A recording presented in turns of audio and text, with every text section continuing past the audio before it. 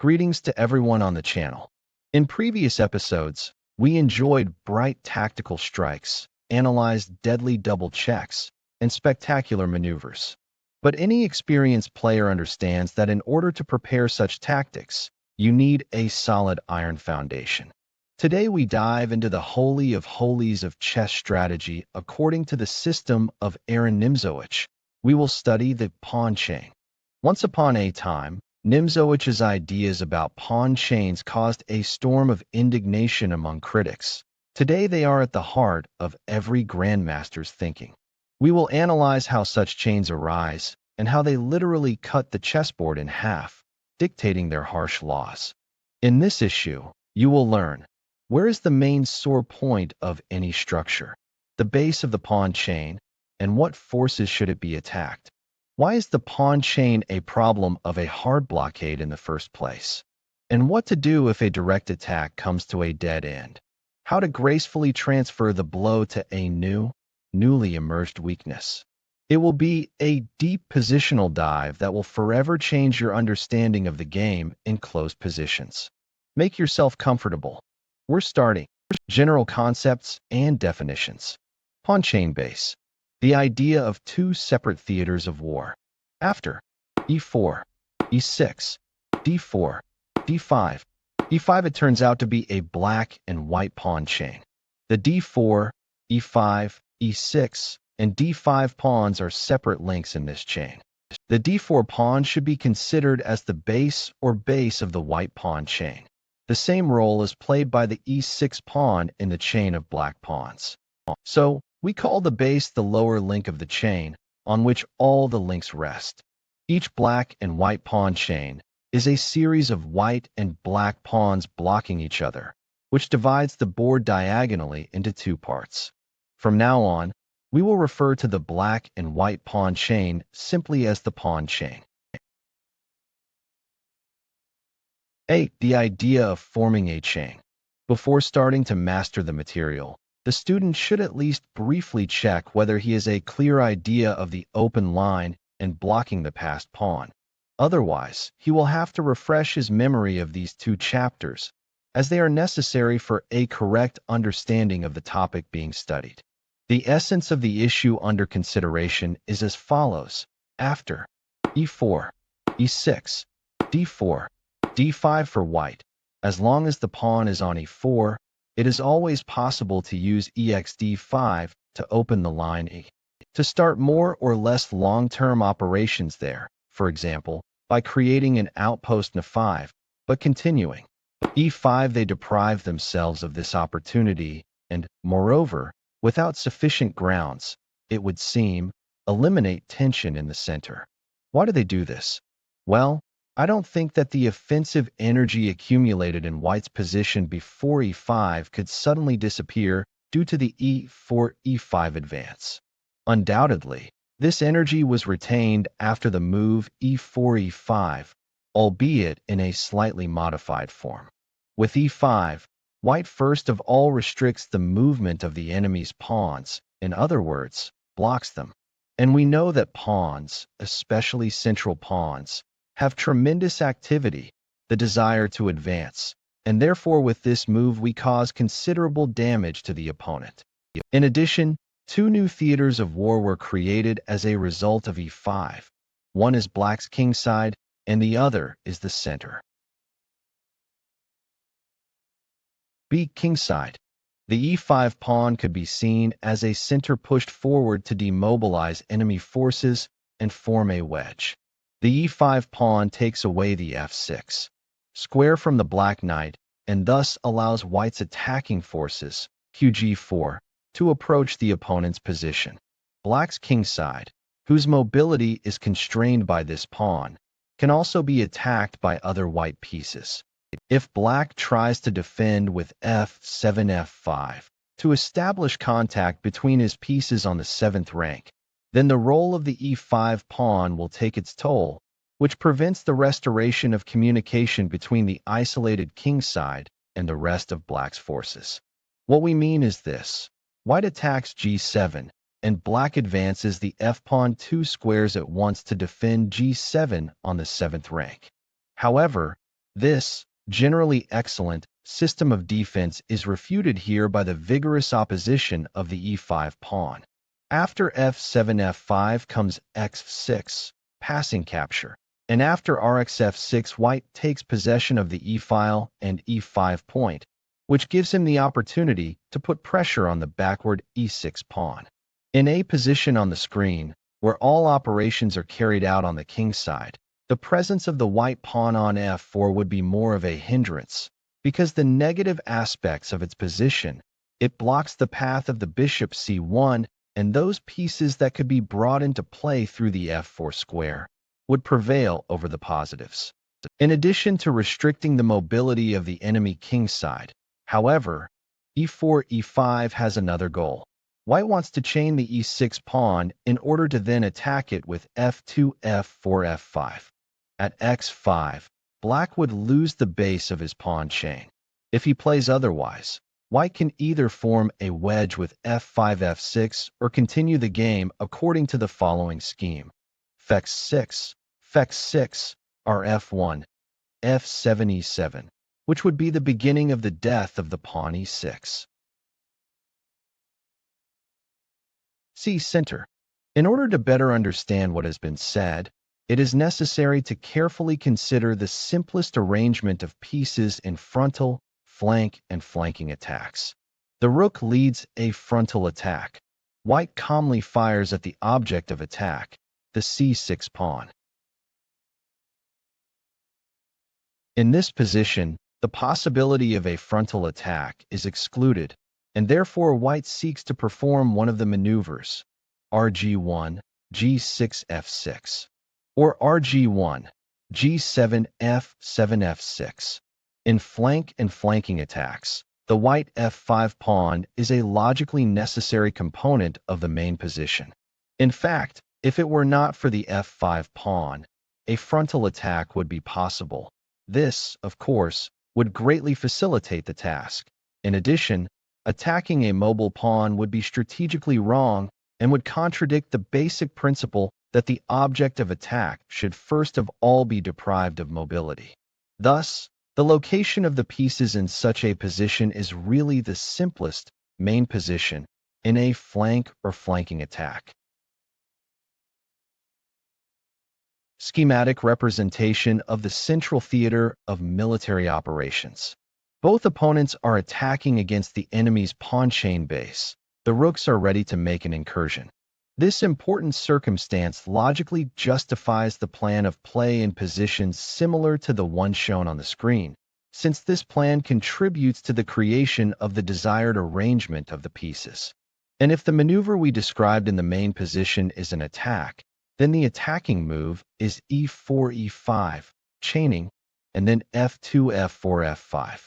Thus, the center, in this case, the base of the pawn chain, the e6 pawn, should be considered the second theater of operations.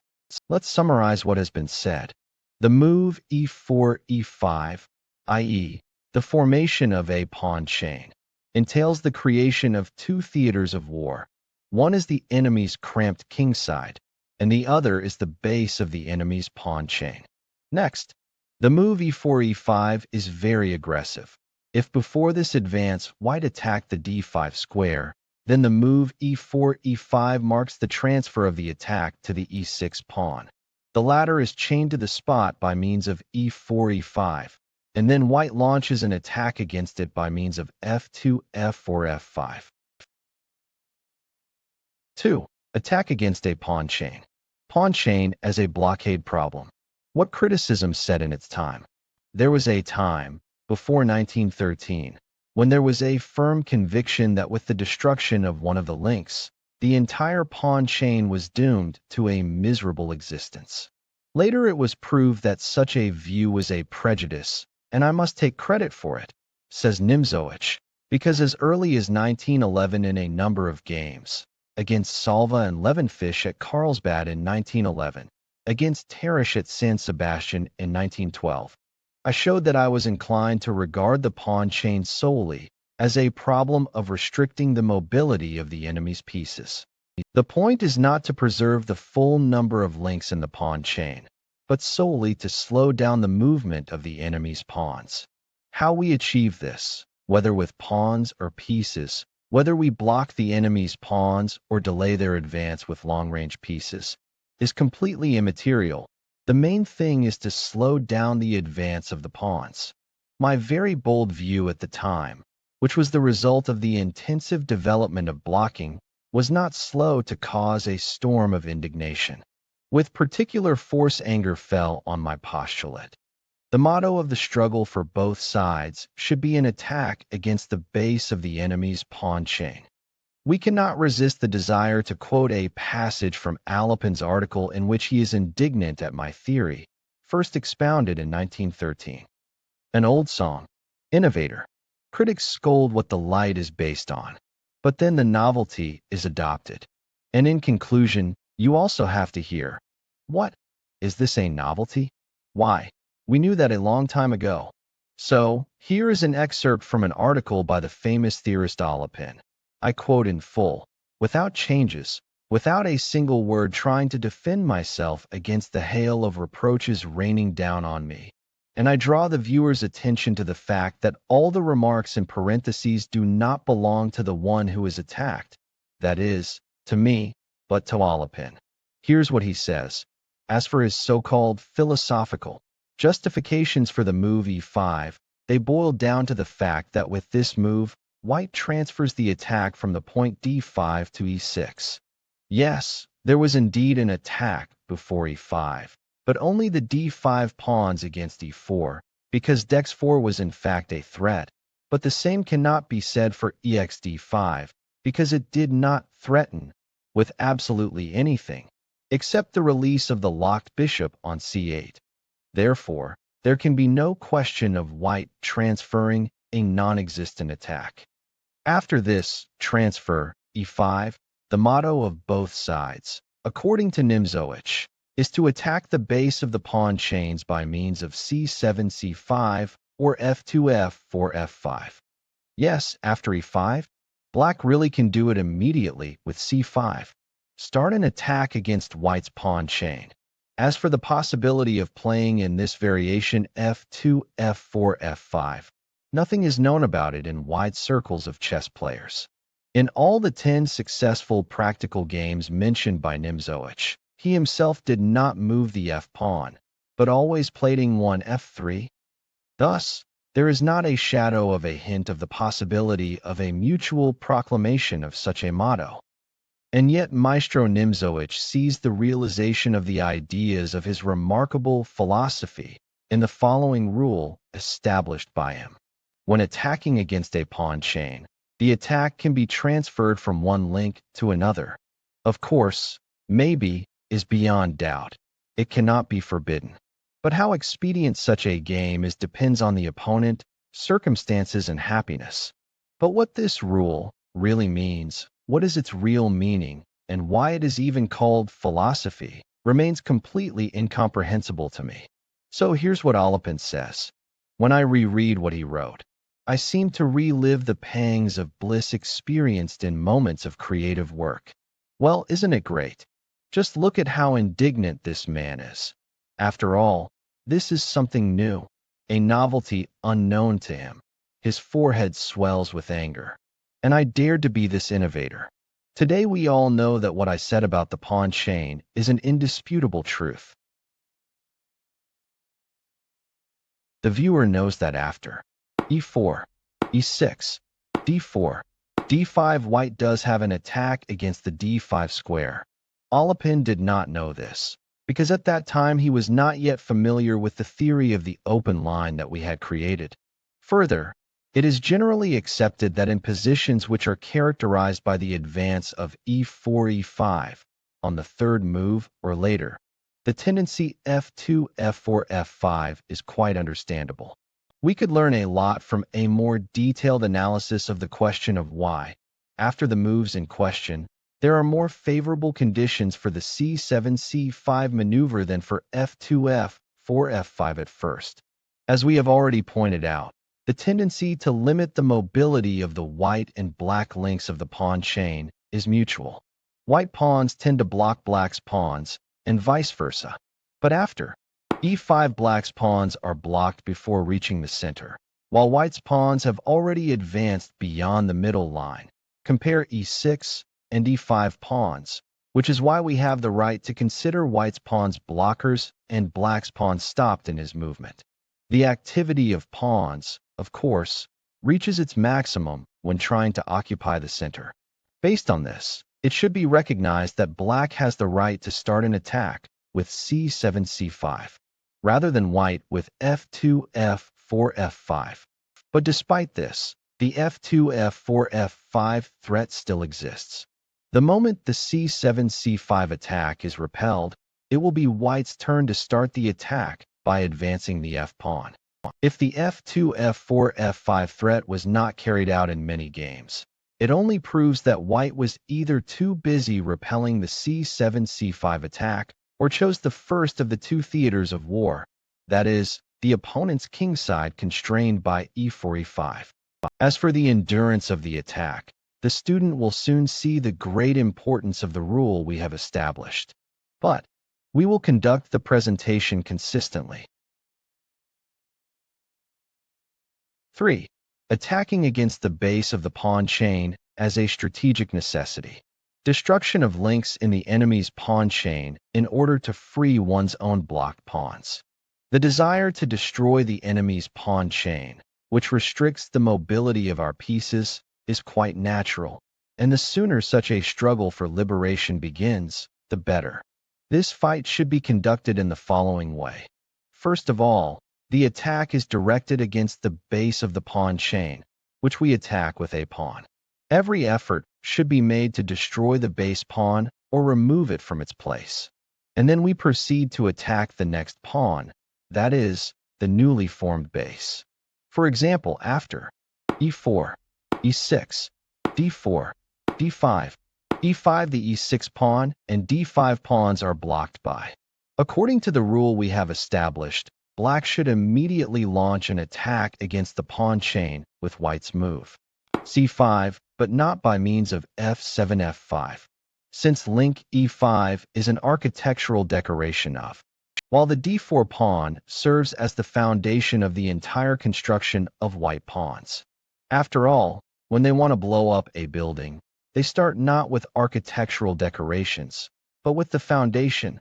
Then, of course, the jewelry collapses. After c5, white can continue in different ways. Black's plan is most pronounced if white plays naively, as if he has no idea about the problem of the pawn chain. For example, d takes c, bishop takes c5, knight c3, f6. This move is quite logical. First, black destroyed the leader, the d4 pawn. Now he takes the e5 pawn. Everything is strictly consistent. After f6, white plays e takes f, further manifestation of naivety. In any case, in f3 is better. Knight takes f6, knight f3, knight c6, bishop d3. e5 is a result of white's erroneous strategy. The release process, which usually takes 20 to 25 moves, can be considered already over.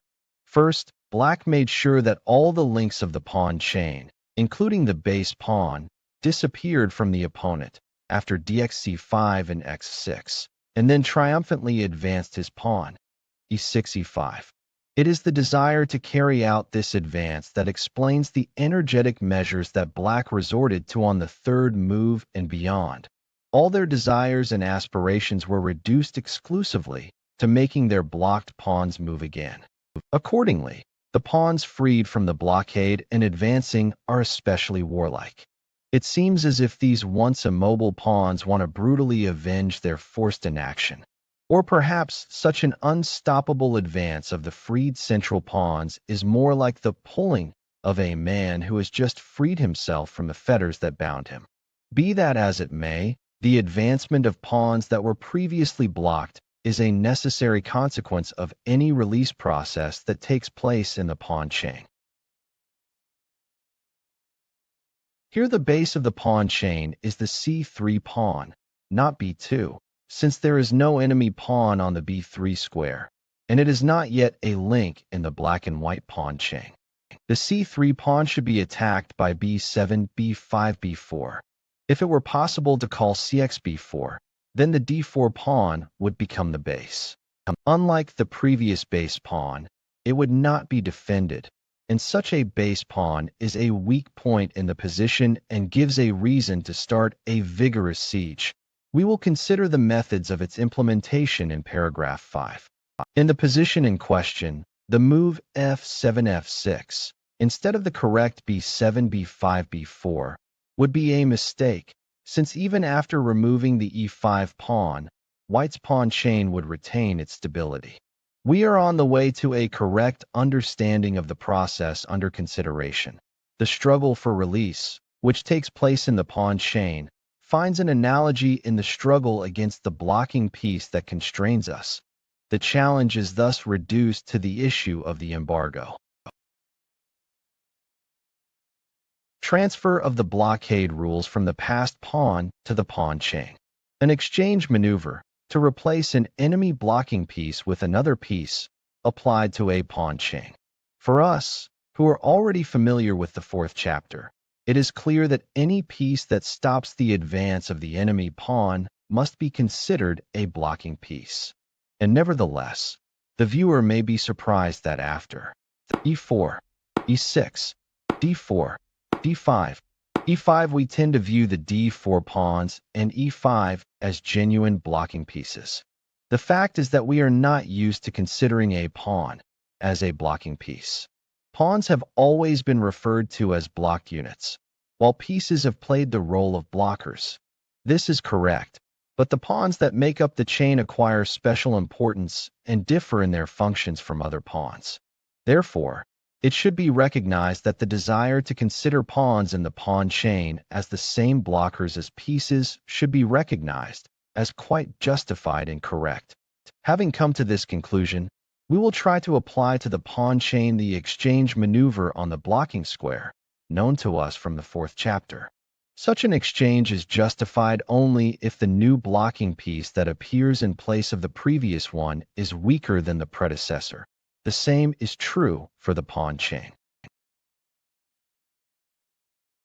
Example: after e4, e6, d4, d5, e5, c5, knight c3 black can try to replace the blocking d4 pawn with another blocker, the queen. And indeed, after c takes d, queen takes d4, knight c6, it turns out that the queen is a bad blocker. Thus, the exchange on d4 was correct.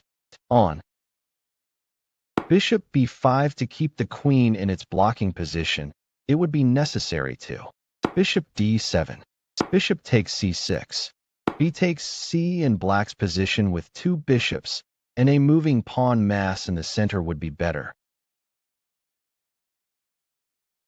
On the contrary, in the case of e4, e6, d4, d5, e5, c5, c3, knight c6, bishop e3, an exchange on d4 would be a bit weak, because after c takes d, better qb6.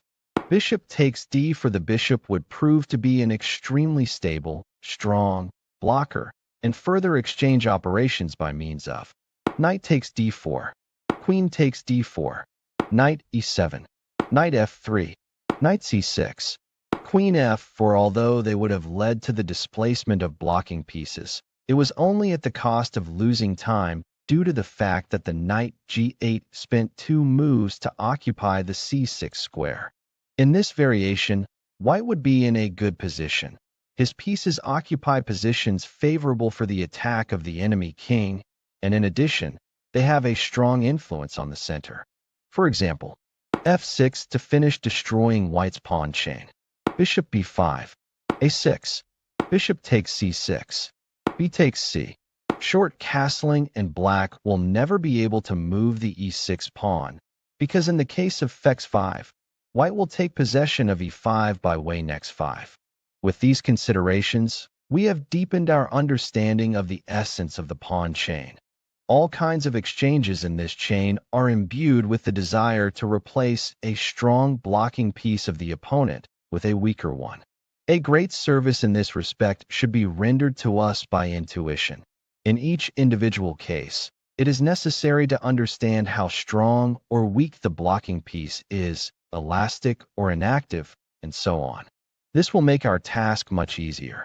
Consider, for example, the position in the following position.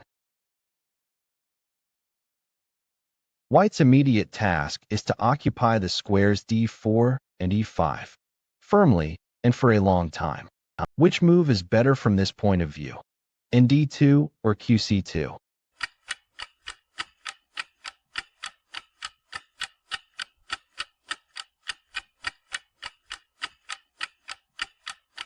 qc2, despite the associated threat of bxf6 and bxh7, would be a weak continuation. Instead, White should do something to strengthen the blockade and play, for example, knight d2. If they play queen c2, then it will follow. Short castling. Bishop takes f6. Rook takes f6. Bishop takes h7. King h8. Bishop g6 or bd3. e5. White won a pawn, but black overcame the blockade and took a threatening position in the center. White's position can hardly be saved. Short castling. Knight f3. Let's consider one more provision. In the interest of implementing a prolonged blockade of the e6 and d5 pawns, which is better for White? bd for qc7, then qe2, or immediate qe2?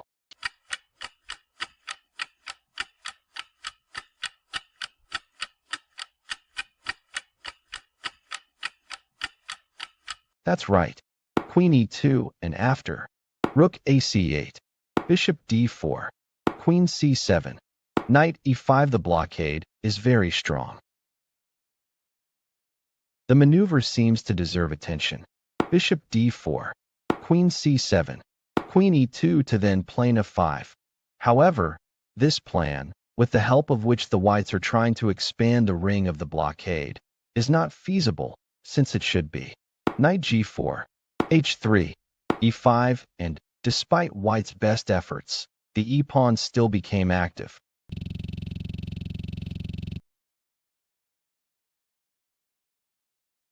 Or, bishop takes e5, knight takes e5, rook ac8, c4. So, the bd4 qc7 qe2 maneuver is bad, because it doesn't even hit the f3 knight, which is trying to take over the blockade, e5. 5. The concept of a struggle based on rapid pressure and the concept of a positional struggle built on a siege as applied to the pawn chain. An attacker at a crossroads. If the attacking side played in accordance with the stated rules, an attack against the base of the pawn chain with the timely use of an exchange maneuver on the blocking square, then the reward for the efforts is often a complete release from the blockade of those pawns that were previously deprived of mobility. But sometimes it happens that the struggle waged by these means leads to a dead end. In such cases, you have to resort to some new techniques. Let us turn to the consideration of the next game, which is instructive from beginning to end, which I consider in particular to be fundamental to the theory of the center that I have created. It was already cited in the book, The Chess Blockade, but with different notes. Since after e4, e6, d4, d5, e5, c5, c3, knight c6, knight f3, queen b6, as we can see, black is persistently trying to induce his opponent to surrender the d4 base. This tendency, which is associated with the possibility of destroying the entire chain, we call the quick push strategy. In particular, pay attention to the move qb6. After all, generally speaking, queen moves in the opening are rare. However, in this case, the dominant principle is the pawn chain. It determines all our actions. Bishop d3. Bishop d7, a very natural move. Since white is still slow with dxc5, Black wants to give him resolve with RC8. It was right, however. C takes D so that after C takes D to put the party on a completely different track. D takes C. Bishop takes C5. Short castling. F6 Black triumphs and rushes at the last representative of the once glorious pawn chain to destroy it. Their battle slogan is "Make way for the E6 pawn." The further move of the party, however, does not justify their hopes. B4 to be able to defend E5 for a long time. Move. Queen E2, it would also be a defense, but not long, because there would be an exchange. F takes E. Knight takes E5. Knight takes E5. Queen takes E5. Knight F6 after that. It would not be difficult for Black to push back the blocking queen. Bishop E7. Bishop F4. F takes E, the exchange maneuver on the blocking field, which we have repeatedly analyzed.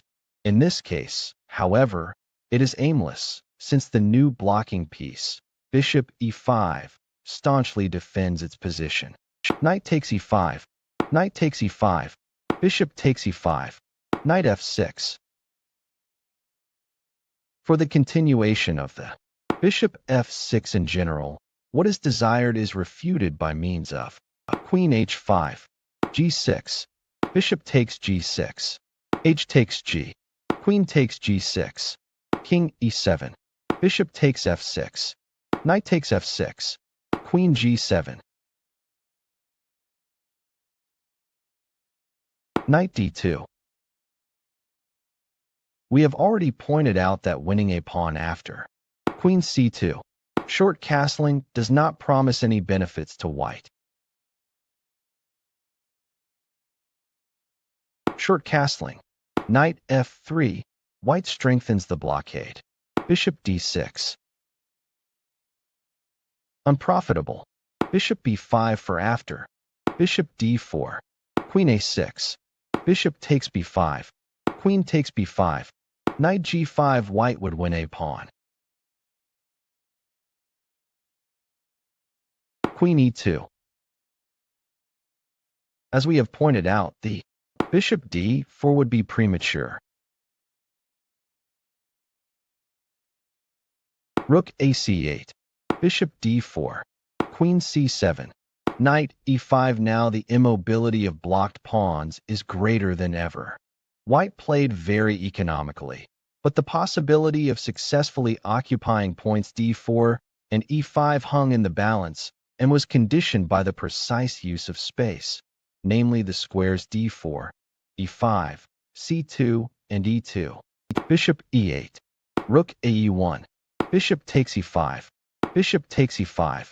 Queen C6. Bishop D4 in order to force the Bishop E8, which has at its disposal, by the way, the square B5, to take a certain position. Bishop D7. Queen C2. Decisive regrouping. Rook F7. Rook E3. B6. Rook G3. King H8. Bishop takes H7. E5. Knight takes H7 lost because of Queen G6. Bishop G6. Rook E7. Rook E1. Queen D6. Bishop E3. D4. Bishop G5. Rook takes C3. Rook takes C3. D takes C. Queen takes C3 and White won. King G8. A3. King F8. Bishop H4. Bishop E8. Bishop F5. Queen D4. Queen takes D4. E takes D. Rook takes E7. King takes E7. Bishop D3. King D6. Bishop takes F6. G takes F. King F1. Bishop C6. H4. Black resigned. Let us briefly note the main points of the game analyzed. After E4, E6, D4, D5, E5, C5, C3, Knight C6, Knight f3, Queen b6, Bishop d3. Black could and should have moved to a calm game, continuing. Bishop d7 and then, on occasion, ing8, e7 f5. However, they decided to achieve the complete surrender of the enemy by destroying his pawn chain. Black's plan was as follows. 1. Force the moves dxc5 and x6. 2. To push back the enemy pieces who would try to block the e6 pawn. 3. Advance your vacated central pawns. However, this plan collapsed because Black was unable to push back the blocking pieces that replaced the pawns. In other words, these pieces turned out to be strong blockers. It is important for us to establish the following two postulates. A. It does not matter at all whether we block the enemy's pawn with a pawn or a piece. Both possibilities are equally unpleasant for the enemy. B. Therefore, the destruction of the blocking pawn chain does not mean that the process of liberation is over, because after that the opponent still needs to discard the blocking pieces that replace the pawns.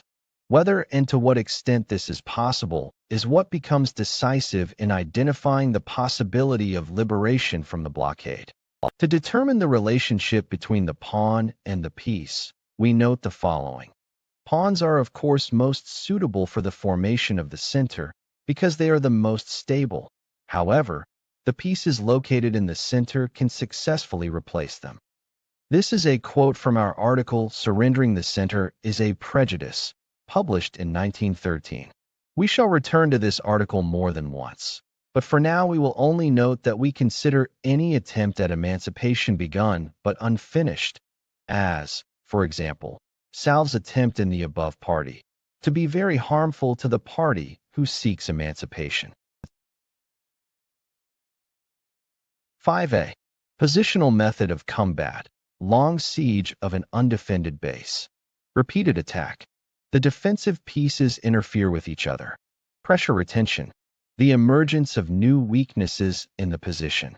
The base is a weak point in the endgame. Let's go back to the position from the previous game once again. The d4 base is under pressure. A typical siege of an undefended base. Below are the basic principles that determine the strategy of the game in all similar positions. A. The base of the enemy's pawn chain, which is chained in place, is repeatedly attacked. B. In this way at least the ideal advantage is obtained, which consists in a more aggressive arrangement of our pieces. In such cases, development is fraught with certain difficulties for the enemy. It should also be noted that the defensive pieces chained to the object of defense are not movable. For example, in the event of a sudden transfer of the attack to the other flank, the defender is often unable to move his pieces there with the corresponding rapidity. C. Pressure on the base should be maintained as long as possible, at least until the moment when new weaknesses appear in the enemy's position. The emergence of these weak points is a logical consequence of the difficulties experienced in development. D. In connection with the emergence of new weak points, the fight plan can be changed. We remove the attack from the initial weak point, base d4, and begin a vigorous attack on the new weak point. And only much later, sometimes only in the endgame, the weak base of the enemy's pawn chain again becomes an object of attack. E. The weakness of the base is especially evident in the endgame, since at the end of the game it is easier to use special means of attack, that is, an open adjacent line, in our case, the C line. F. The attacker should never forget that he has a base to defend. If white manages to overcome the difficulties in defending the pawn chain, i.e., get rid of the pressure on the d4 square, then by continuing f2, f4, f5, with an attack on the e6 base, or creating a piece play against the opponent's kingside cramped by the e5 pawn, he can turn things around in his favor. The application of what has been said under heading A is unlikely to present any difficulties to the student. Consider, for example, the following proposition. Our attention is drawn to the pawn chain, e4, d5, e5, d6. Black's pawn chain is based on the d6 pawn. White plays c takes d, c takes d, rook c6, knight f7, knight c4, rook d8. If rook c8, then b5, rook takes c6, d takes c with the best knight endgame. a4 to maintain the position of the c4 knight attacking the d6 pawn. White presses on the base of the enemy's pawn chain and thus achieves the ideal advantage indicated in the B rubric. That is, his pieces now occupy a more aggressive position. The knight c4 is more aggressive than the knight f7. They could use this advantage. 1. On the queen side with b4, b5 followed by kd2, c3 and a4, a5. 2.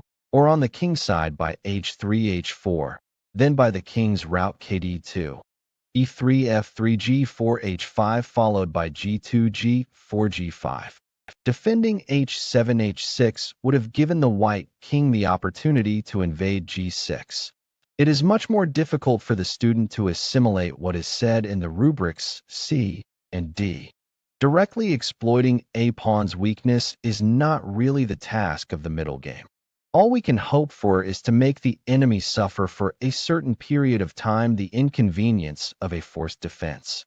If, as a result of these difficulties, new weaknesses arise in the enemy's position, and this is very likely, then it is not only possible, but indeed necessary, to suspend the attack on the base and concentrate all one's forces against the new weak point. The further away, geographically and logically, these weak points are from one another, the better for us. This circumstance was comparatively little known to the representatives of the pseudo-classical school. Tarrasch, for example, usually led an attack with inexorable straightforwardness against the intended base or the chosen flank. See the game Pulse Tarrasch. In contrast to this, we argue that the weakness of the enemy's base can only be fully exploited in the endgame, see point E. Or more precisely, in the endgame, the possession of the base is the direct goal of our attack, while in the middle game the pressure on the base can and should be aimed only at achieving indirect advantages. For example, Black attacks the enemy base in the middle of the game. The opponent's pieces interfere with each other. They are difficult to develop, and White is forced to allow a new weakening in order to get rid of difficulties in development. We must regard this new weakness as an indirect result of our attack. After that, the attack on the base must be stopped, and all our forces must be directed against the new weak point. And only in the endgame can you return to the attack against the base of the pawn chain.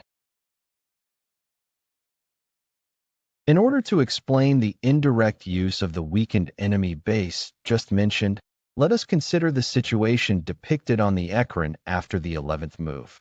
e4, e6, d4, d5, e5, c5, c3, knight c6, knight f3, queen b6, bishop d3, c takes d, c takes d, bishop d7, bishop e2, knight g7, b3, knight f5, bishop b2, bishop b4. White, Paulson, was forced to abandon castling and play king f1.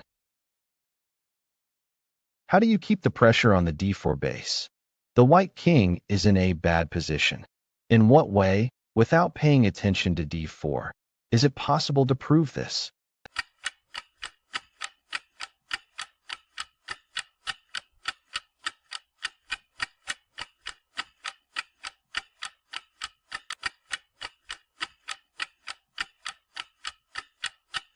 Short castling thus.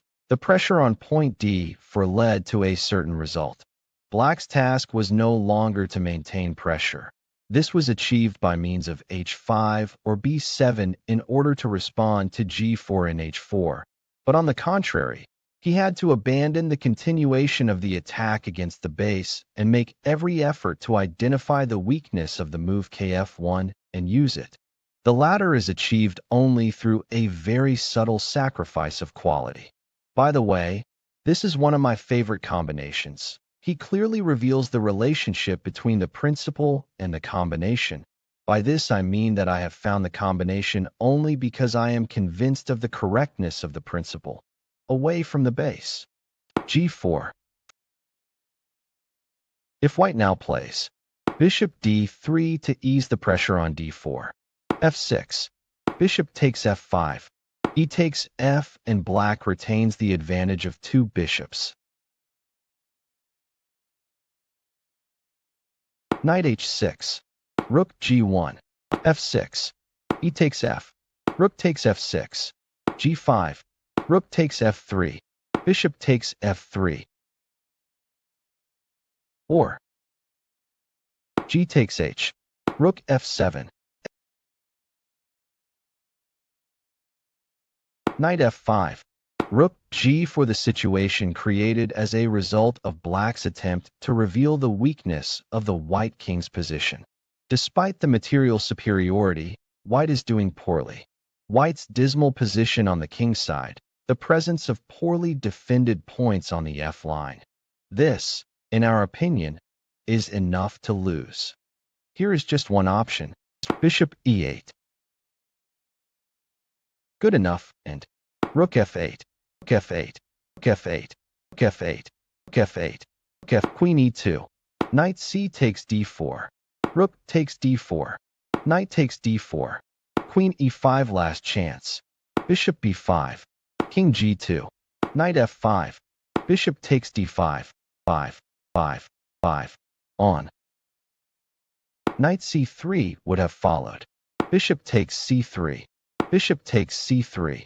d4, and so on. E takes d. Queen takes f5. Rook f8. Queen takes d5. Rook f7. Black himself binds his rook to defend the g7 point in case of qd4. Queen d4. Bishop c6, and white should surrender. As might have been foreseen, the fate of the party is decided on the king's side. Black managed to fully exploit the new weakness in the opponent's position. The student should pay special attention to how black, starting from move 11, changed the move of the game, shifting the main operations from the center, d4 base, to the king's side, weakened by kf1. In contrast to the above option, we would like to point out that in the move bishop e7, g3, and then kg2 with the consequent strengthening of d4 and the removal of pressure on it, gives white a good chance, because he can change the move of events in his favor by completing the consolidation of the position. We're talking about black's kingside attack, constrained by the e5 pawn. We'll look at Nimzowitsch Tarrasch below.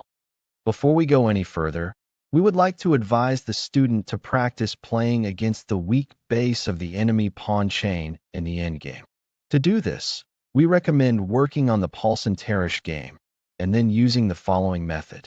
A pawn chain is set on the board, for example, white, d4, e5, black, d5, e6. Each of the partners is given a few more pawns, white, a2, b2, f2, g2, h2, black, a7, b7, f7, g7, h7. After that, black tries to exploit the weakness of the d4 base in a purely pawn endgame, with only kings, and then with more rooks or with one rook and a minor piece on each side. This method of training was successfully used by my students.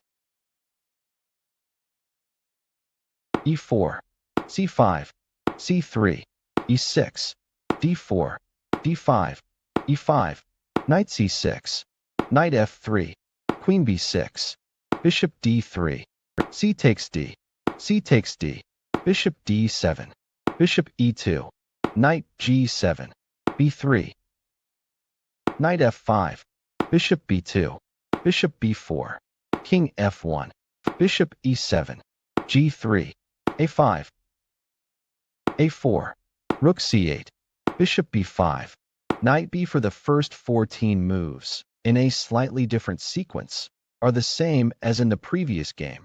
See diagram 212. Knight c3, knight a6. Regarding bishop takes b5, knight takes b5, knight c2. See the note to the 15th move of the previous game. King g2, knight c7, bishop e2, bishop b4, knight a2, knight a6, bishop d3, knight e7, rook c1, knight c6, knight takes b4, knight a takes b4, bishop b1. Now the whites have overcome the difficulties associated with development. The d4 base is defended in the best possible way, and consequently, they can launch decisive counter-operations. White launches an attack on the enemy king side, which is constrained by the e5 pawn. h6, g4 to make the possibility of castling less tempting for the enemy. rc1, c3, e3 would be good, maybe even better. Knight e7.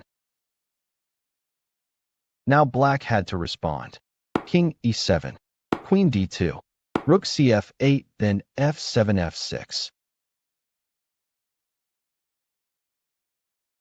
Rook takes c8. Bishop takes c8. Knight e1. Rook f8. Knight d3. f6. Knight takes b4. Queen takes b4. E takes f. Rook takes f6. Bishop c1. The patience with which white, in the hope of getting chances in the distant future, endured the pressure of his opponent is now rewarded. He receives a direct attack on the position of the enemy king. Attention should be paid to the awakened activity of bishops. Knight c6, g5, h takes g, bishop takes g5, rook f8, bishop e3, queen e7, queen g4, queen f6, rook g1, rook h8, king h1, rook h4, queen g3, rook takes d4. Despair. There was a threat of bg5, as well as qxg7. Bishop takes d4, knight takes d4, queen takes g7, queen f3, queen g2, queen takes g2, rook takes g2, knight takes b3, h4. Black resigned.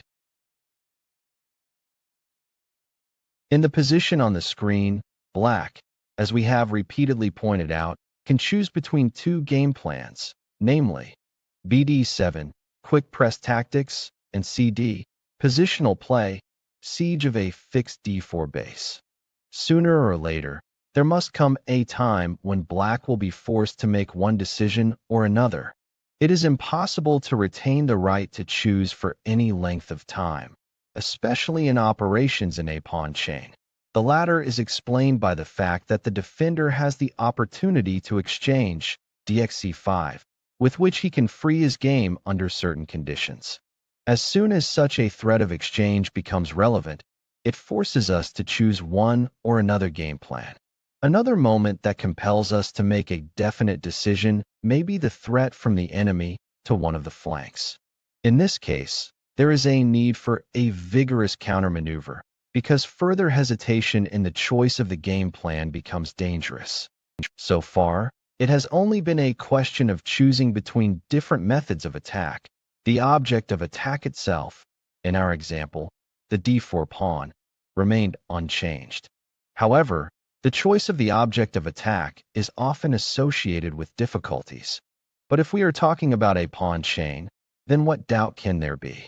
Of course, the attack should be directed against the base. Wouldn't it be more advantageous to direct the attack against some new base? The implementation of such a plan is achieved by means of a special technique, the transfer of the attack. Consider the pawn chain formed after e4, e5, knight f3, knight c6, bishop c4, bishop e7, d4, d6, d5, knight b8. The whites chose the center as the theater of military operations. They play bd3 and then c2, c4, intending to advance the pawn to c5 on occasion. However, they could also decide to play pieces without c2, c4, against the opponent's queenside cramped by the d5 pawn. Black aims to execute f7 f5 to destroy the base of the opponent's pawn chain, e4. The pseudo-classical school considered f7 f5 to be a refutation of the move d4 d5. However, this is not the case. The move f7 f5 is only a natural reaction against d4 d5. In essence, the matter could be reduced to the situation depicted on the screen. Attacking against the e4 base does accomplish nothing. In the case of fx4, white can play fx4, and the base remains well defended, or nex4, or bs4 with a good e4 pawn replacement. Therefore, black plays f5 f4, replacing the e4 base with a new one, f3. True, here too white can successfully defend against the undermining of g7 g5 g4 f3, but the position of the white king is still under threat and, most importantly, constrained. Thus, the f3 pawn is weaker than the e4 pawn. There are other reasons why one base is weaker than another, and therefore the transfer of an attack from one base to another is not an accident. As Alapin and other masters thought before the publication of the article, does Dr. Tarrasch's modern chess game correspond to the modern understanding of the game? The possibility of such a transfer provides another weapon for fighting against the pawn chain. In view of the fact that this chapter threatens to become excessively long, we will confine ourselves to the brief indications given. Postponing an attack is such a typical technique that countless games could be cited to illustrate it. We will limit ourselves to the following example. e4, knight c6, d4, d5, e5, bishop f5, f4, e6, knight f3, knight b4, bishop b5, c6, bishop a4, b5, a3, knight a6, bishop b3, c5, c3. Now, since the d4 base is well protected, black has played quite correctly. c4 then transferred the attack from d4 to c3. After, bishop c2, bishop takes c2, queen takes c2, knight e7. Black slowed down the opponent's kingside with h7 h5 and a7 f5. Opponent, depriving white of the opportunity to make the natural move f4 f5, and then to resume the attack against the c3 pawn with a7, a5, and b5 b4. Before giving a diagram, as we usually do at the end of each chapter, we want to briefly note how difficult it is to play correctly in a pawn chain. Soon after the formation of the chain, a choice must be made between a flank and a base. Next, in connection with the attack on the base, we must resolve the difficult question: quick pressure tactics or slow siege? But this is not enough. We must always take into account the possibility of transferring an attack from one link in the chain to the next, and decide in which cases such a transfer is expedient. And after all these opportunities for aggressive play, we should never forget that we also have a vulnerable base. A difficult chapter, which, however, has now, thanks to our instructions, greatly gained in clarity. We see that the rules we have established for pawn chains are organically derived from the rules of the fight against blocking pieces. Next, we will consider a few examples in order to suppress the studied material. To this part, Byrne gives the following note, an excellent part, vividly illustrating the strategic talent of Maestro Nimzowitsch. He completely outplayed Tarrasch, who in turn is one of the greatest masters of chess strategy.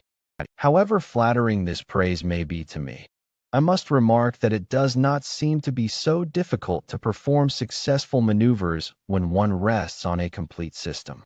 Already at that time I knew that the e4 e5 move was associated with the dangerous limitation of the kingside mobility for the enemy. If white manages to hold the d4 point without creating any other weaknesses in his position, then there must eventually come a time when his seating will sprout. namely in the form of a peace game against the enemy's kingside or in the form of a vigorous attack on the opponent's pawn chain, f2, f4, f6. In our time it seems natural, but then this party made a real revolution. This part serves as a particularly vivid illustration of the idea of two theaters of military operations. e4, e6, d4, d5, knight c3, knight c6 in Lasker's language. Black plays in the style of dacha forward. By this, Lasker means that Black has chosen an option that he himself does not consider the best. The idea of such a game is to put the opponent in front of the need to solve a difficult problem. Lasker himself very willingly and with unique virtuosity plays in this style. Therefore, in particular, it could happen that they tried to find the Achilles heel of Lasker's game in his manner of playing the opening.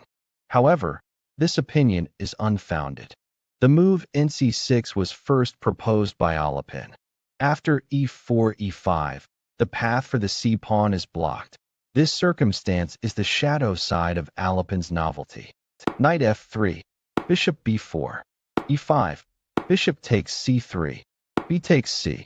Knight a5. Black's last two moves exacerbate the risk, as he delays the development of a cramped kingside, and meanwhile, it is the development of a cramped flank that requires special attention. And yet, the draw line has not been crossed. Black can still equalize the game to a certain extent. a4 not quite an understandable move. It was better. Knight d2, knight e7, queen g4. After that, Black had a troublesome defense. Knight f5, bishop d3, rook g8, queen h3, h6. Knight e7, bishop d3, b6. Black prepares an attack on the d4 base. Knight d2, c5, queen g4. How to protect the g-pawn now? c4 so far, nothing, because all direct defenses here would only be a weakening of Black's position. Bishop e2. If queen takes g7, then, of course, rook g8 and queen takes h7, c takes d. Knight f5. The g-pawn is protected, but the pressure on d4 is removed, and White is again able to start operations on the right flank. Knight f3, h6 to keep the f5 knight in his advantageous position. White threatened to play, for example, knight c6, bishop g5, and after Black's queen retreats, play nh4.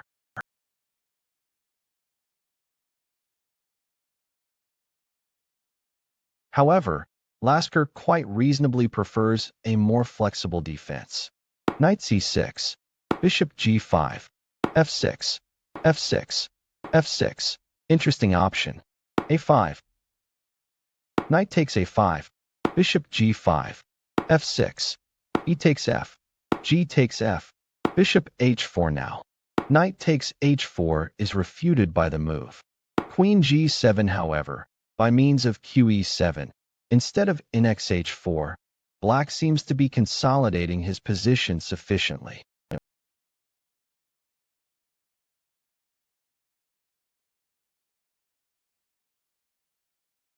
Queen h3, king d7. A little exercise will be useful for the king. How can Black prevent the execution of an elegant thread of a breakthrough, such as bishop d7, g4, knight e7, g5, h5, g6, knight takes g6, knight g5 followed by rg1, g4, knight e7, knight d2 with qf3, and then qxf7 or nxc4. Queen e8. The queen occupies the vacant square. He is, in particular, somewhat interested in the a4 pawn. f4. A change of scenery. As if with a wave of a hand, the old beachhead disappears and new campaign plans appear. With f4, f5, white wants to attack the base of the pawn chain. King c7, continuation of the walk. Bishop a3, bishop d7, queen f3, h5. White's kingside is a terrible weapon of attack. The goal of black's last move is to render this weapon unusable. It wasn't enough. Bishop c6, to counter another threat, and xc4, do 2. f5, and white creates a wedge with f5, f6. Knight takes c4.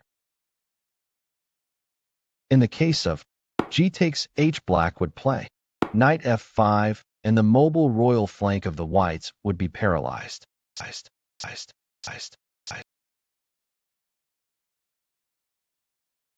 If, however, h3, then h takes g, rook takes h1, queen takes h1, queen h8, and black manages to divert the opponent's attention from the center.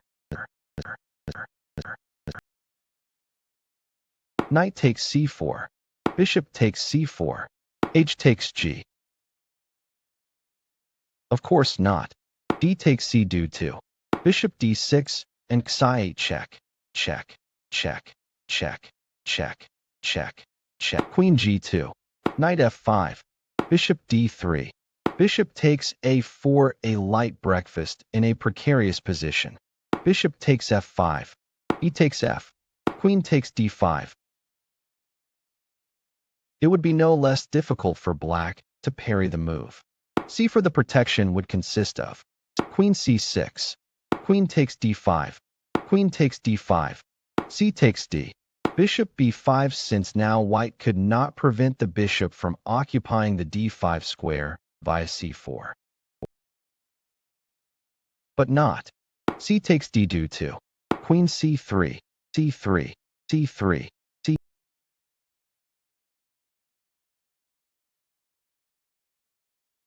Bishop c6. The position of the black king is dangerous, but by no means hopeless. Queen d6, king c8.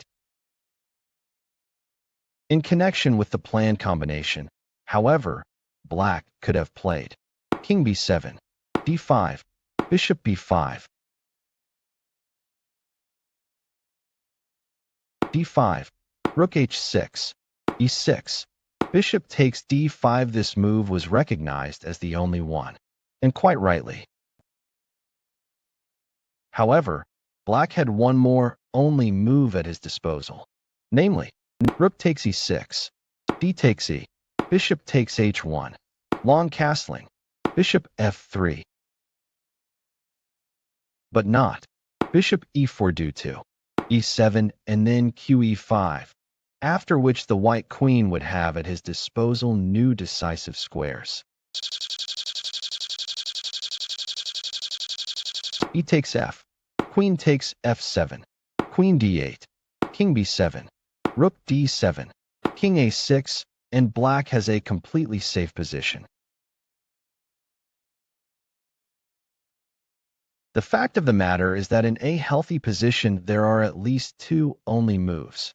Queen takes d5, queen takes e6, queen takes e6, rook takes e6. The whites have an extra piece, but the troops they have left give the impression of invalids. Nothing surprising after such a battle. The white king doesn't know where to retreat. If he goes to the left, the f4 pawn cries. Goes to the right, the c2 and c3 pawns are in danger.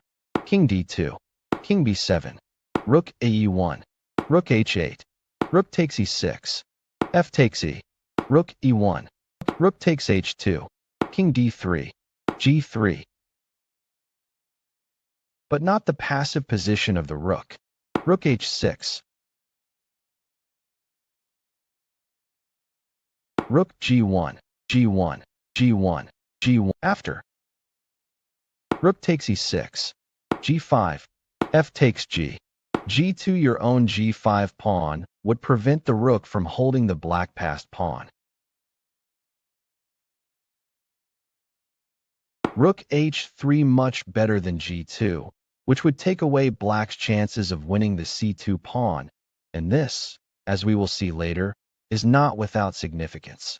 King d4, king c6, rook g2, a5, c4, rook h2, rook takes g3, rook takes c2, rook takes g7, rook e2, bishop c1, rook e4, king d3, b5, c takes b, king takes b5. Despite subtle play, centralization, and an extra piece, white is unable to win. This proves that sacrificing a piece on move 27 was correct.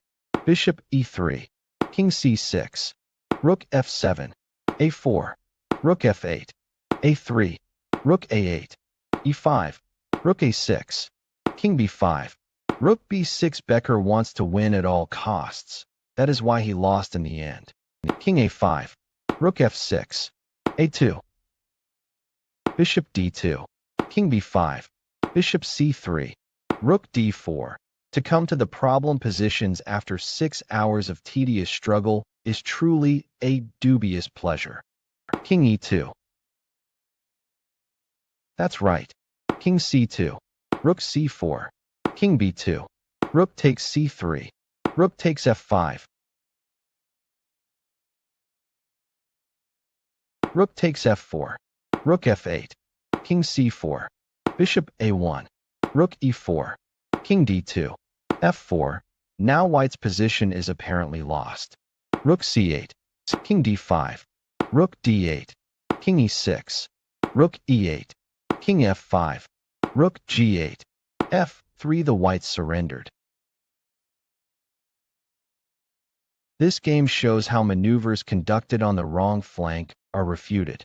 d4, knight f6, c4, e6, knight c3, bishop b4, queen c2, b6, e4, bishop b7. The activity of the central white pawns here is less than it may seem at first glance.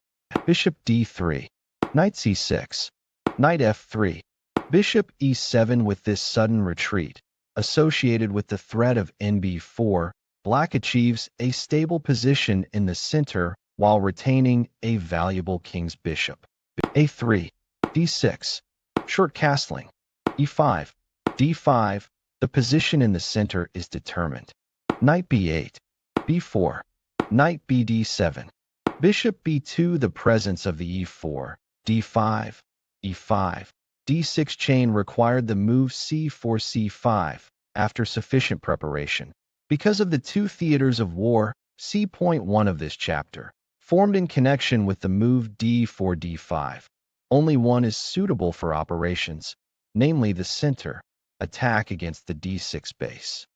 Another theoretically possible plan, attacking the pieces on the queen side cramped by the d5 pawn, is not feasible due to the fact that the c4 pawn blocks the white piece's lines. The implementation of this plan, c4, c5, was to be prepared by means of h3 and b3. For example, h3, h6, even best for black. Bishop e3, g5, knight h2. Black will try to attack the opponent's king side, but white can quickly attack, and c3, a4, c4, c5. The position of their king is very strong. Short castling. Knight e2. The white pieces leave the queen side to go to the king side. However, this reduces white's activity in the center, because with the knight on c3, he could respond to c7, c6 with dx c6, after which the knight would put a lot of pressure on the forward d5 point. After the knight retreats, the continuation c7, c6 wins in strength. True, this advance is still completely irrelevant, because on the queen side black is weaker than the opponent, but in the end it still manages to be carried out. The way in which the blacks are now converting into their base of operations the theater of war which the enemy has abandoned gives the party a fundamental interest and deserves the attention of the student. Knight h5, queen d2. On the g4 would have followed. Knight hf6. Black deliberately seeks to incur an attack on the king's side, because he considers this theater of war unsuitable for white. As it was pointed out, white should have played on the queen side. G6, G4, Knight G7, Knight G3, C6. What is the point of this move? After all, even if we assume that black plays CxD5 in the end, then after CxD5 he will achieve nothing more than weakening his own D6 base. Therefore, black would only meet the wishes of the opponent. In fact, assume that the pawn is still on C7. Strategically correct C4, CxD6 advance, and response CxD6 result in the same pawn configuration, and this is what white is aiming for. The above consideration, however, is erroneous. First of all, the C4-C5 advance is in no way intended to be limited to CxD6. This move is just one of the threats. Another, more significant, is the formation of a wedge by means of C5-C6 with a shift in the center of gravity of the attack. Secondly, white, by playing BC1, B2, and C3, E2G3 and so on, betrayed the queen side. Therefore, it is on this flank that black must find a base for his operations. Queen H6, Rook C8, Rook AC1, A6. A very difficult move. On the C takes D could follow. E takes D in this case, black, continuing. F5, G takes F, G takes F. They would have received two strong pawns. Nevertheless, after King H1 and RG1, they would be bad, since the activity of the pawns E and F is only apparent, while the opponent's attack on the king side would gain real strength. Black wants to play CxD5 at a point where the move ExD5 is impractical. Rook FD1, Rook C7, H4, C takes D. C takes D since H2, H4 further weakened white's position, G4, CxD5 is appropriate. On the E takes D would have followed. Knight F6 on the other hand, black could prepare a breakout with B6, B5. Rook takes C1, Rook takes C1, Knight F6, Knight H2. If white had played Knight G5, then it could follow Queen D7, F3, Rook C8, and black threatens with Bf8. King H8, Queen E3. The queen is in danger, for example, for F4, Knight G8. Knight D7, Knight F3, Knight F6, Knight H2, Knight G8, G5, F6. This vigorous advance is the second attempt on the part of black to go on the offensive. The first attempt, in fact, was the move C6, and, since white felt attacked by this move, he accelerated the counterattack, H2, H4. This haste created new weaknesses on the king's side. Therefore, the attacking move F7, F6 should be considered as a logical consequence of the C7, C6 launch. Knight F3, F takes G, H takes G, Bishop C8. Rook C6, a clever defensive maneuver that is extremely difficult to parry. Bishop D7, Bishop takes A6. On the Rook takes B6 would have followed. Rook takes F3. Sacrificing in exchange gives white a good chance. Bishop takes C6. D takes C. Queen C7. B5. H6. This pawn sacrifice gives black the freedom to maneuver. Otherwise, a possible sacrifice on D6 or E5 would have to be reckoned with. The following option is interesting. Knight E6, A4, Bishop D8, Bishop A3, Queen F7, Bishop takes D6, Queen takes F3, Bishop takes E5, Knight g7. Queen takes f3. Rook takes f3. c7. G takes h. Knight e6. a4. Bishop d8. Bishop a3. Queen f7. Knight takes e5. Now on. Bishop takes d6. Queen takes f3. Bishop takes e5 will follow simply. King h7. h7. h7. h7. h7. h7. D takes e. Bishop takes f8. Queen takes f8. a5. Knight takes h6 thanks to h6. Black also got the opportunity to introduce this knight into the game. A takes b. Knight g4. c7. Knight takes e3. c8 queen. Queen f3. F takes e. Queen takes g3. The whites surrendered. Black with check captures the e pawn and then the b pawn. The theory of the pawn chain, as we know, can serve as a good criterion for evaluating a position determined by the presence of a pawn chain on the board. However, as the cited game shows, this theory can also facilitate the assessment of the situation on those bridgeheads that are located next to the pawn chain. Thus, proceeding, of course, from the concept of a chain, it would be possible to establish a broader criterion. We recommend that the student try to grasp in a reciprocal logical connection the two separate theaters of war, on the one hand, the pawn chain, on the other, the queen side. In the present party, this does not present any particular difficulty.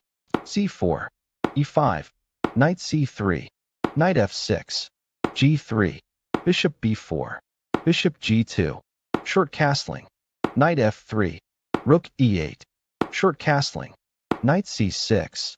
The exchange on c3 deserved attention. Knight d5, bishop f8, d3, h6, b3, d6, bishop b2, knight takes d5, c takes d, knight e7, e4, c5. The c-pawn was weak, and something had to be done to get rid of this weakness.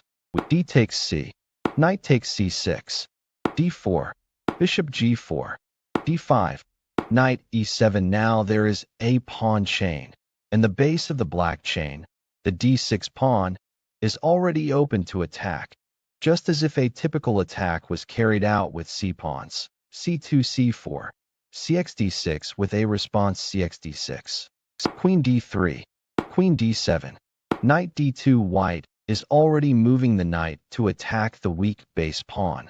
Bishop h3, a4, strengthening the knight's position on c4 in advance.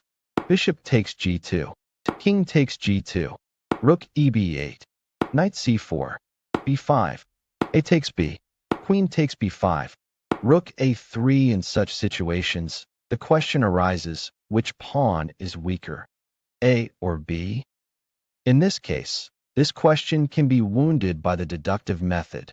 Since the d6 pawn is weaker than the d5 pawn, the same ratio should be maintained for the pawns remaining on the queen side.